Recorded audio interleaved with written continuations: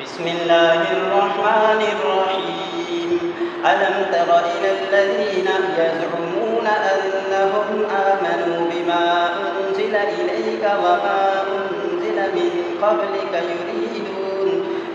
قبلك يريدون أن يتحاكموا إلى الطاغوت وقد أمروا أن يكفروا به ويريد الشيطان أن يضلهم ضلالا بعيدا. وإذا قيل لهم تعالوا إلى ما أنزل الله وإلى الرسول رأيت المنافقين يصدون عنك صدودا. فكيف إذا أصابتهم مصيبة بما قدمت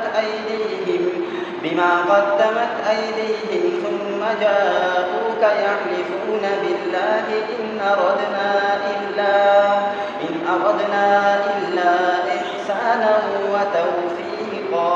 أولئك الذين يعلم الله ما في قلوبهم فأعرض عنهم وعظهم وقل لهم في أنفسهم قولا بليغا.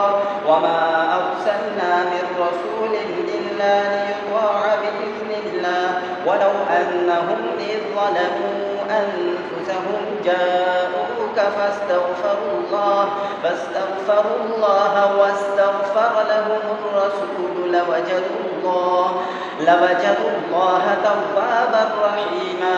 فلا وربك لا يؤمنون حتى يحكموك فيما شجر بينهم ثم لا يجدوا في أنفسهم حرجا مما قضيت ويسلموا تسليما. ولو أنا كتبنا عليهم أن اقتلوا أنفسكم أو اخرجوا من دياركم ما فعلوه إلا قليل منهم ولو أنهم فعلوا ما يوعظون به لكان خيرا لهم وأشد تثبيتا. وإذا لآتيناهم من لدنا أجرا عظيما ولهديناهم صراطا مستقيما. ومن يطع الله والرسول فأولئك مع الذين أنعم الله عليهم من النبيين والصديقين والشهداء والصالحين وحسن أولئك رفيقا. ذلك الفضل من الله وكفى بالله عليما. سورة النساء ركو نمبر 9